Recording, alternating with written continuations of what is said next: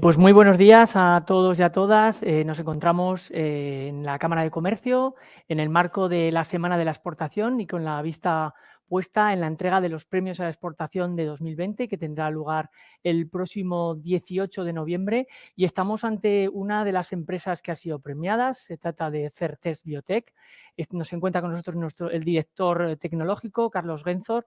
Y bueno, yo soy Jorge Heras, soy redactor de Economía del Periódico de Aragón y vamos a tener pues una amena charla sobre una empresa pues que lleva ya casi 20 años de trayectoria, una empresa que está en un sector pues muy pujante como es el biotecnológico y en un momento de gran eclosión por la crisis sanitaria que hemos vivido y en la que seguimos todavía inmersos, como es la pandemia, una empresa que tiene un gran protagonismo. Y Carlos pues, nos va a explicar todo lo que ha sido, por retrotraernos un poco al origen. Se ha hablado ahora, parece que es una empresa mucho más conocida, ¿no? Incluso en los primeros meses de la pandemia, pues yo recuerdo en la calle se decía, pues aquí en Zaragoza hay una empresa que hace test, PCRs, los famosos PCRs que todos aprendimos que eran tan necesarios y que se hacen en San Mateo de Gállego. ¿Dónde empieza el origen de la empresa? ¿Quién son sus creadores? Bueno, nosotros empezamos en 2002, ¿vale? Mi socio Óscar y yo, mi socio Óscar es la parte, digamos, comercial y yo más la parte técnica. Constituimos la empresa en 2002 y empezamos en el CEI Aragón, que es un vivero de empresas que hay al lado en el campus de Río Ebro, al lado de la Escuela de Ingenieros. Y ahí estuvimos casi 6 años, 7, y luego nos trasladamos a San Mateo de Gállego, porque era el único sitio en principio donde iba un polígono tecnológico que se iba a instalar ahí en ese momento, que luego no ha sido, que es el Parque Científico y Tecnológico de Auladey, ¿vale? Y nos fuimos allí y construimos un edificio y, bueno, pues ahí estamos instalados. Entonces empezamos trabajando haciendo test rápidos, test de antígenos en concreto, y, bueno, cuando empezábamos teníamos que explicar a la gente que era un test de antígenos, nadie lo sabía, y luego hemos hecho PCRs, tampoco lo sabían, y justamente estamos en esas necesidades cuando ocurrió la pandemia. ¿Y cuáles han sido los hitos? Creo que vais a cumplir 20 años el año que viene. ¿Cuáles han sido los hitos de esta trayectoria? Empezasteis en el 2002. Sí, bueno, los primeros hitos, bueno, la verdad es que primero fue desarrollar los productos, ¿vale? Tardamos casi 2 años en desarrollar y empezar a vender. Nuestras primeras ventas, la verdad es que fueron en el extranjero. Nadie es profeta de su tierra. y bueno, sabíamos que, digamos, con el nicho de mercado en el que cubríamos, que eran unos test de antígenos para unas enfermedades víricas muy específicas, que tendríamos que cubrir, que nuestro destino era el mercado global, ¿no? Y, bueno, pues empezamos eso vendiendo pues, en Italia, en el sur de Europa sobre todo, y luego en Sudamérica y en otros países, y luego vendimos en España. O sea, ¿empezasteis vendiendo fuera antes que en España? Sí. Esto es primero reconocimiento fuera y luego profetas en su tierra. Sí, en estas cosas, sobre todo tecnológicas, parece que los españoles no nos creemos que lo podamos hacer, digamos, incluso mejor que los de fuera, ¿no? Bueno, Carlos Genzor es químico, es doctor de bioquímica por la Universidad de Zaragoza. Montaste la empresa junto a tu socio Óscar Landeta, después de experiencia en el sector, varios años de experiencia en el sector. Me estabas hablando de la exportación, esos primeros inicios. ¿Cómo conseguisteis abriros camino, además siendo el primer mercado en el que vendisteis fuera de España? Pues básicamente pues haciendo lo que hacen las empresas que quieren exportar, es ir a buscar clientes al extranjero. Las herramientas fundamentales que empezamos fueron las ferias comerciales, o sea, grandes ferias sectoriales. Especialmente hay una en Alemania que se llama Medica, en Düsseldorf, pero también nos fuimos a Estados Unidos, nos fuimos a Oriente Medio, ¿vale? Bueno, pues nos presentábamos allí con nuestro producto y, bueno, pues intentas buscar, en principio, distribuidores, ¿no? Que es la forma en la que tenemos nosotros de vender, que es un distribuidor en cada país. Ahora que se habla tanto de la escasez de materias primas, de bienes estratégicos, que lo estamos sufriendo, lo hemos sufrido al principio de la pandemia, sobre todo con las mascarillas que ni siquiera teníamos, al menos lo que son PCRs y test de antígenos, sí que había algún fabricante español y vosotros sois los más destacados. Quería que, no sé, reflexionáramos sobre la importancia de tener, según qué bienes y materias, fabricarlos aquí en Europa o en España, en un lugar próximo. Pues sí, la pandemia ha visto que no es una cuestión estratégica, así. Lo que pasa es que desde hace muchos años se va desplazando lo que son las labores manufactureras a países donde es más barato hacerlo y nos quedamos en aquí pues las partes de diseño, pero no la parte de fabricación. Entonces, cuando hay un problema de suministro o un problema de escasez, pues tienes un problema logístico importante o que no tienes el producto que necesitas, ¿no? En esa situación yo creo que sí que es importante que por lo menos en los bienes básicos o necesarios para, digamos, para afrontar una pandemia o cualquier otro riesgo, ya no sea sanitario, sino, yo sé, pues el volcán de La Palma, por decir una de las cosas, que tuviésemos, digamos, los recursos básicos o por lo menos la capacidad de implementarlos muy rápidamente para, digamos, asistir a estos eventos. Vayamos al principio de la pandemia. Para el ciudadano de a pie, la pandemia pues estalló ahí a mediados de marzo, cuando nos encerraron en casa. Unas semanas antes se venía cocinando cierta tensión. ¿Cómo fue para una empresa como vosotros, que hacéis test de antígenos y PCRs? ¿Cómo vivisteis la llegada de la pandemia? No sé si fue antes, vosotros ya veníais con la mosca, sí, percibiendo que algo se nos venía encima. Sí, bueno, es decir, que nos podríamos adelantar, la verdad es que no imaginábamos esto, pero sí que es verdad que siempre que nosotros vemos una enfermedad nueva, emergente, nos ponemos manos a la obra a hacer una herramienta de diagnóstico para ella. Entonces, ya lo hicimos con Zika, lo habíamos hecho previamente con la gripe A, en fin, siempre estamos pendientes de lo que estamos viendo. Ya en diciembre nosotros vimos que en China estaba pasando algo. Teníamos experiencia en el desarrollo de test de PCR para los coronavirus clásicos y para el MERS coronavirus, pero no teníamos las herramientas porque el virus todavía no se conocía, incluso se dudaba de cuál era el agente causante y todo el asunto. Pero a mediados de enero, el gobierno chino, presionado por la Organización Mundial de la Salud, publicó las primeras secuencias de este coronavirus y simultáneamente también se publicaron cuáles eran las secuencias interesantes para hacer el diagnóstico por PCR. Porque los publicó tanto el CDC, el Centro de Control de Enfermedades chino, como el de Estados Unidos.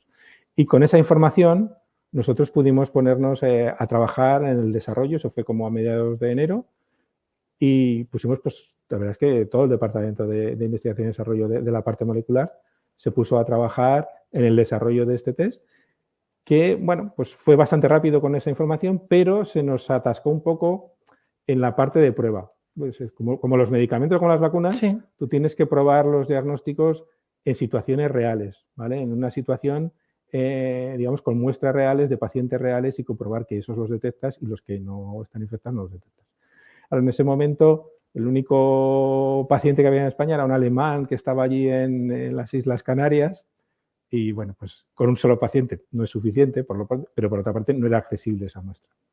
Y ahí tardamos un poco de tiempo, estuvimos con el Instituto Carlos III, hasta que ellos, bueno, pues realmente dos cosas. Uno, se dieron cuenta de la importancia de la situación, porque ellos hasta entonces controlaban todas las muestras. ¿Os acordáis que había que enviarlo a Carlos III? O sea, todas las primeras muestras.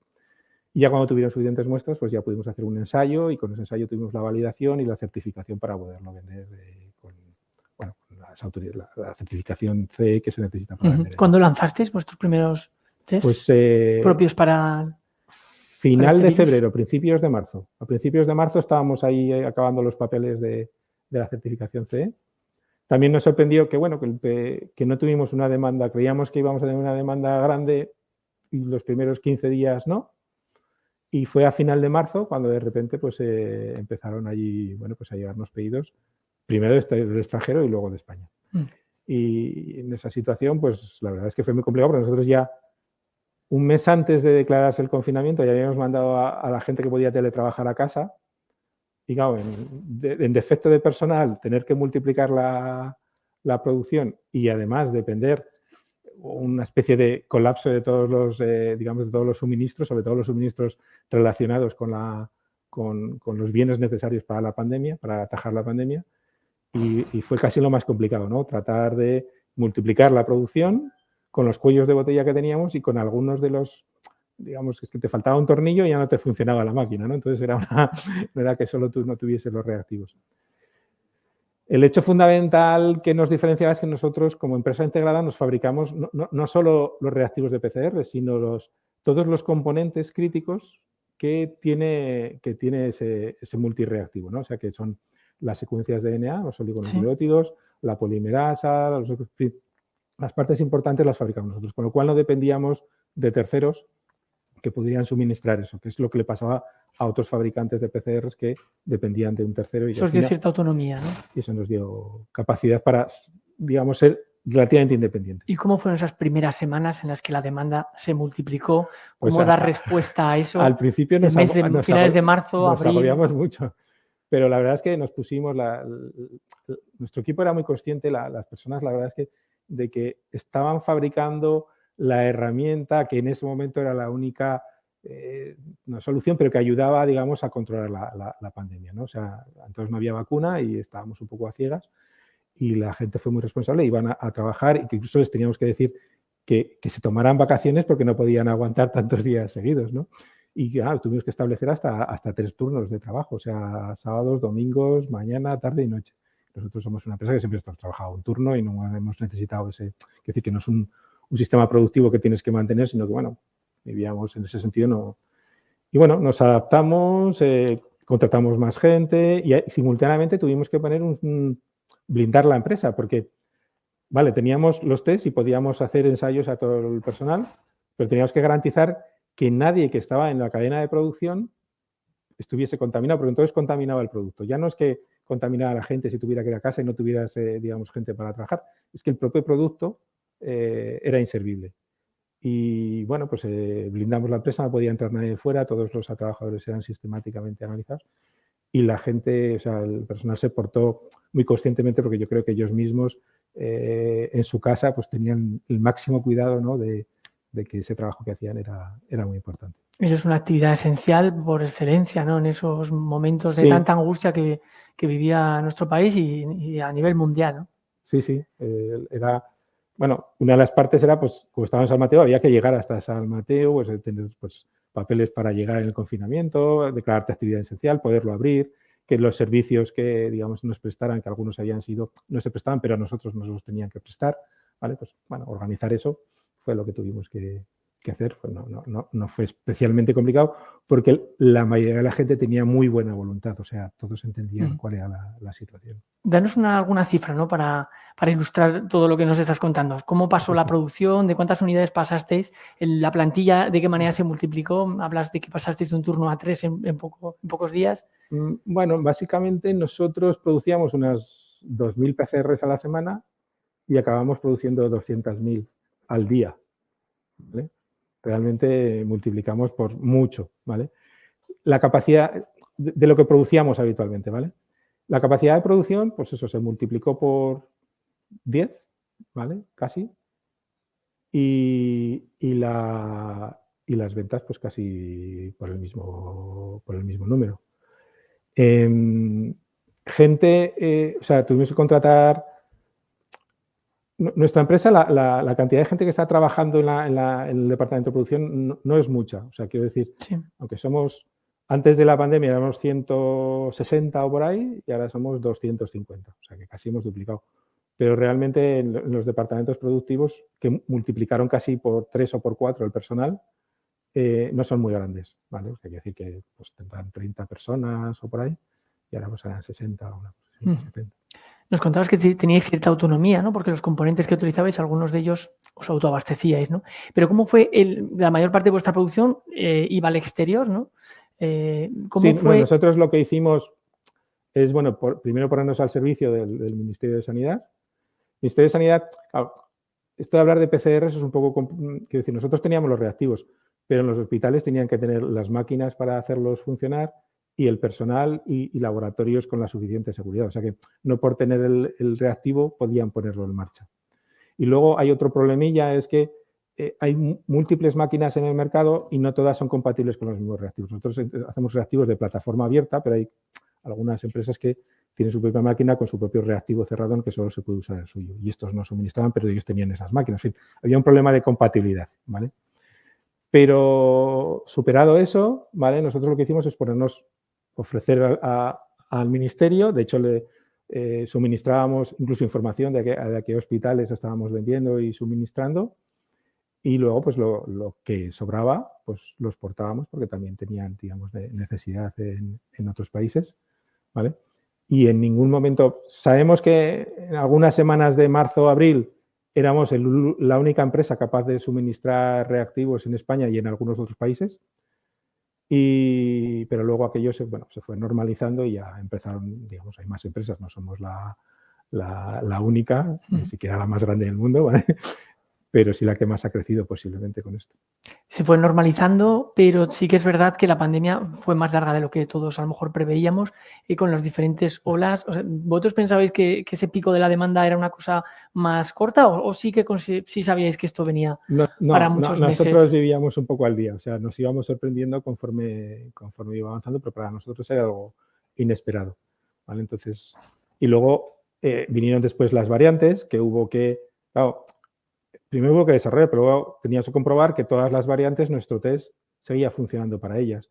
Y luego desarrollamos también test específicos para cada una de las variantes e incluso hicimos un test para gripe, coronavirus y virus respiratorio sincitial, que son enfermedades transmitidas por virus que tienen una sintomatología parecida y había que diferenciar.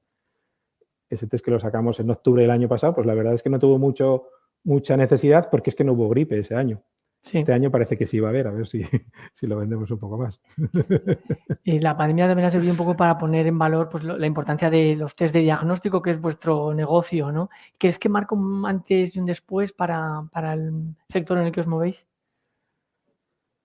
Bueno, la verdad es que ante una pandemia de este tipo, la primera herramienta que había, como no había un medicamento que lo cubriera, no se sabía muy bien cómo se extendía, había individuos que tenían síntomas, otros que no, pues claro, la única herramienta era el diagnóstico certero y ahí se vio su necesidad, ¿vale? Siempre el diagnóstico es necesario en los sistemas sanitarios, pues tienen dedicada una parte al diagnóstico y otra al tratamiento, o sea, pero bueno, lo van aplicando para ser de la forma más óptima, no voy a hacer un screening a toda la población para ver si tienen anticuerpos o si están vacunados, en fin. Entonces, el diagnóstico es una herramienta. Luego creo que lo importante que ha cambiado un antes y un después, y también lo hemos demostrado con las vacunas de RNA mensajeros, es que se puede trabajar muy rápido. Realmente, en cuestión de semanas, puedes tener disponible, digamos, ya la herramienta. Y eso es lo que ha cambiado la tecnología, es que disponemos de tanto herramientas como información o capacidad de obtener esa información que nos permiten ir mucho más rápido. Es complejo, pero, bueno, has visto que la respuesta ha sido rápida. Nosotros no nos clasificamos, o sea, vale, desarrollamos rápido, pero también otros desarrollaron rápido. Pero en el caso de la vacuna ha sido un poco más evidente, o sea, digamos, unos medicamentos que cuesta desarrollar unos 10, 15 años, ¿no? Pues que en menos de un año estuviese ya, digamos, disponible y todo eso, pues eso ha sido un auténtico récord. La empresa ya se encontraba con un proyecto de ampliación de sus instalaciones, pero en mitad, cuando todavía no habíamos salido de la pandemia, anunciasteis un proyecto muy ambicioso, que es poner en marcha una fábrica de vacunas, precisamente de AR mensajero con esa tecnología. Bueno, ¿cómo se ha cuajado este proyecto? Bueno, en realidad teníamos previamente un proyecto de ampliación que tenía ya el proyecto y que lo que hicimos durante la pandemia es acelerarlo y que está ahora acabando, ¿vale? Y hemos empezado otro, ¿vale? Que es como dices tú, para vacunas. En realidad el proyecto de vacunas ha empezado siendo un proyecto de desarrollo de las vacunas y estamos construyendo un edificio que suponemos que será una planta de fabricación y de desarrollo. ¿Por qué se nos ocurrió lo de las vacunas? Pues básicamente, bueno, una cuestión económica que es, bueno, como hemos vendido y hemos crecido, también hemos ganado dinero. Entonces, lo que hemos pensado es en reinvertirlo. Y nuestros puntos fuertes son la investigación y desarrollo y la exportación. O sea, donde hemos dedicado nuestro esfuerzo y donde creemos que lo hacemos bien.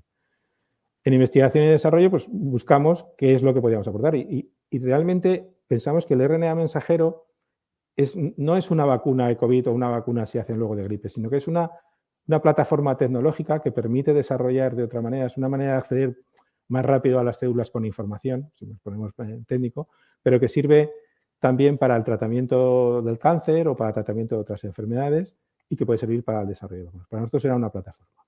Y además teníamos, digamos, conocimiento previo, pero al fin y al cabo, para hacer el RNA mensajero, lo que hace es una transcripción desde un DNA, que viene de un plasmid, o sea, de secuencias de ácidos nucleicos que nosotros manejamos, que es lo que manejamos nosotros en el laboratorio. Nosotros sintetizamos secuencias de ácidos nucleicos, sintetizamos plásmidos. Entonces, esa base tecnológica es la que creemos que nos permite, digamos, ser capaces de desarrollar y de aportar algo al desarrollo de las vacunas, porque bueno, no vamos a hacer lo mismo que han hecho los demás, ¿vale? Sino que intentaremos mejorarlo, ya sea con nuestra tecnología de estabilización o tampoco tenemos muy claro que la vacuna que estamos trabajando en varias, pero bueno, pues seguramente la necesidad de COVID caerá y igual no es interesante económicamente que sea una vacuna de COVID y es interesante que sea para otro tipo de enfermedad. Es una plataforma, ¿no? La tecnología de RNA mensajero, pero que puede tener diferentes aplicaciones, ¿no? Porque dices, ¿cuándo cree que el proyecto verá la luz? Pues yo soy de los que dicen a largo plazo, ¿vale? O sea, esto es una carrera de fondo más que un sprint. Así como Pfizer hizo un sprint para sacarla de eso, para nosotros lo tomamos como una carrera de fondo porque siempre la investigación y el desarrollo lo que hay que tener es tener buena dirección, pero sobre todo, digamos, ser insistentes y tomar, necesita su tiempo y tener suficientes capacidades para llegar largo. Nosotros, en principio, la inversión la estimábamos en 4 años. Ahora, los resultados de si nos van a dar o no nos va a dar, pues puede ser que en un año tengamos ya una cosa interesante o puede ser que sea más. Una cosa son los resultados de desarrollo de I+D y otra cosa es tener un producto. Y otra cosa es fabricar, ¿vale? Pero bueno. La I+D lleva sus tiempos y estáis ahora centrados en ahora estamos la centrados en innovación. la I+D y preparar una planta productiva. Vale, lo que sí que estáis ya a punto de finalizar las obras o lo que es la ampliación de instalaciones que ya teníais previamente a la pandemia previstas, ¿no? Sí. Esas serán más instalaciones para investigación y desarrollo de test de diagnóstico y que ahora en parte las vamos a usar para el desarrollo de vacunas mientras está construyéndose la planta importante. Algo te comentaba antes, estamos ahora mismo en un momento de recuperación económica, pero también con nubarrones que están afectando a la industria, en concreto la crisis de materias primas y la carestía de algunas, ¿no? ¿Cómo estáis viendo vosotros? ¿Os afecta esta cuestión? Pues lo que es en la producción y en la investigación no nos afecta mucho, porque como te he dicho, somos una empresa bastante integrada y autónoma y como lo duro que fue cuando el confinamiento duró, porque vaya la redundancia, lo pudimos superar, pues ahora no nos es tan complicado. Sin embargo, la parte, digamos, de construcción del nuevo edificio, de las nuevas instalaciones, sí que está siendo un hándicap porque realmente hay falta ya no solo incremento de precios, sino falta de suministros. O sea, se nos complica sobre todo por los tiempos, porque nosotros queremos hacerlo en el menor tiempo posible y, bueno, pues los contratistas dicen que están pendientes de si les va a llegar el hierro, el acero o los materiales, ¿no? Entonces, eso, en ese caso es que nos afecta en tiempos. ¿Y cómo está siendo? Vimos ahora, parece que estamos en la pandemia, al menos en España. ¿Cómo se encuentra la demanda de vuestros productos, los relacionados con el COVID-19? La demanda en España ha bajado bastante, lo cual es normal porque, bueno, con el 90% de la población vacunada y estando en unos niveles bajos, pues la demanda es baja. En otros países, bueno, pues es oscilante. Bueno, cada país tiene pero como nosotros vendemos en muchos países, pues uno sube, otro baja. Pero en general entendemos que va a ser una demanda a la baja, ¿vale? Nosotros ya pensábamos que pensábamos que este año íbamos a vender mucho menos de lo que hemos vendido y, bueno, todavía ha habido, digamos, allí rebrotes, supongo que han sido las distintas variantes, ¿no? Pero pensamos que seguirá habiendo una demanda base porque en el fondo, digamos, la necesidad de diagnosticar coronavirus va a estar allí, ¿vale? Y si no, habrá otros virus o otras variantes. Y por otra parte, estamos contentos porque la demanda de los productos de diagnóstico de PCRs de otras enfermedades, nosotros tenemos un catálogo de unas 120 o por ahí enfermedades distintas, ¿vale? Está creciendo, ¿vale? Con lo cual, pues bueno, se compensa una cosa con la otra, ¿no? No pensamos que vaya a ser un bluff de wow, subida y bajada, ¿no? Creemos que nos vamos a mantener, ¿no?, razonablemente bien en el tiempo. Cuéntame cuál es vuestra presencia en el exterior actualmente. ¿A cuántos mercados llegáis? ¿Vais a más o digamos que estáis muy estabilizados en los La verdad es que los países se nos han ido acabando, por lo menos los países interesantes, ¿no? Desde hace ya tiempo vendemos unos 120, 130 países. Nuestro crecimiento era o más productos o más países. Y ahora, pues, más países ya son 189 los que hay, pero ya son pequeñitos o, bueno, algunos africanos que tienen problemas digamos, de poder adquisitivo, de capacidad para hacer este tipo de pruebas.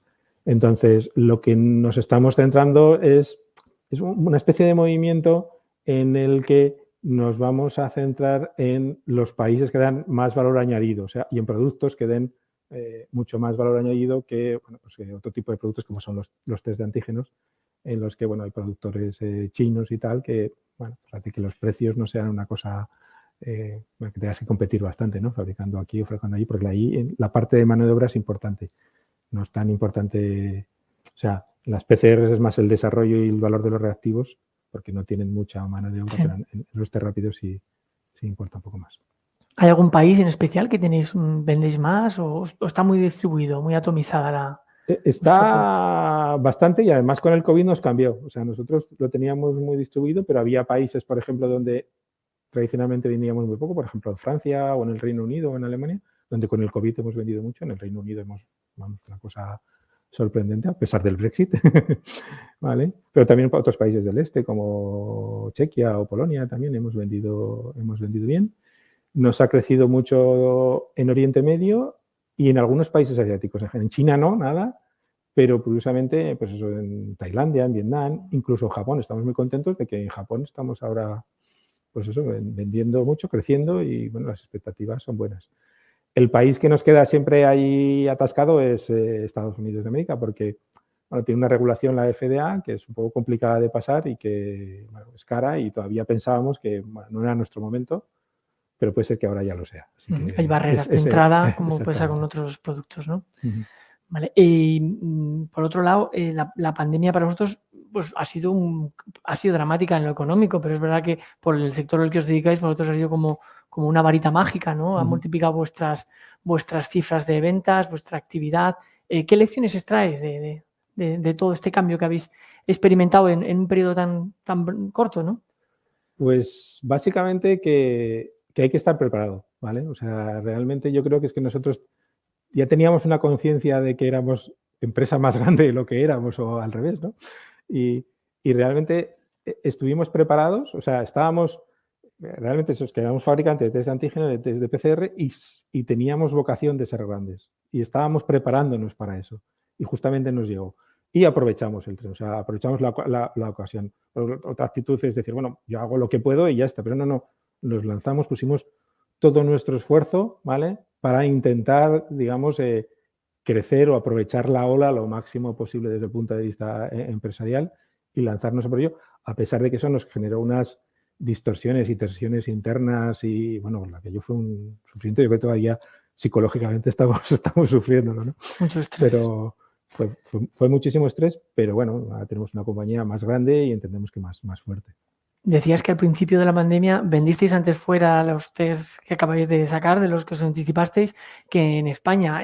No sé, os sentís, igual con el tiempo sí, os sentís profetas en vuestra tierra. A veces pues parece no, que... la verdad es que yo digo, nadie es profeta en su tierra, es una cosa, ¿vale? Porque incluso dentro de nuestra tierra, en Aragón es de las comunidades autónomas donde menos vendemos, o sea, que es una cosa... ¿Sigue ocurriendo eso?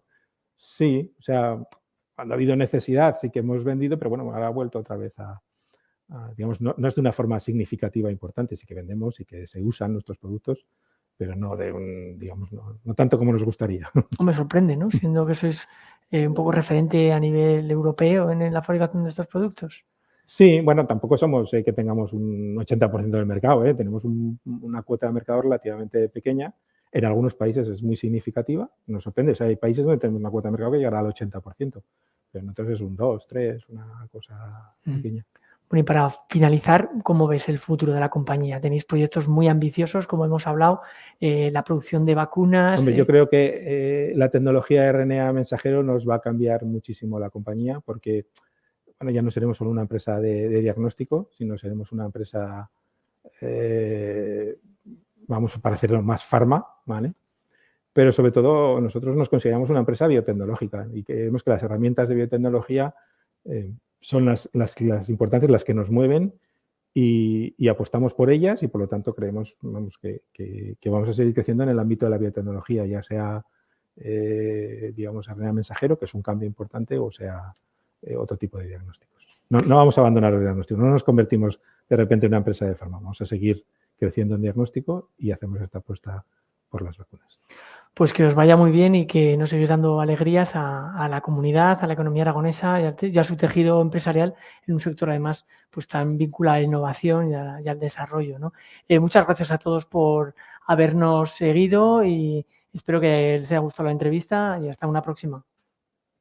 Gracias.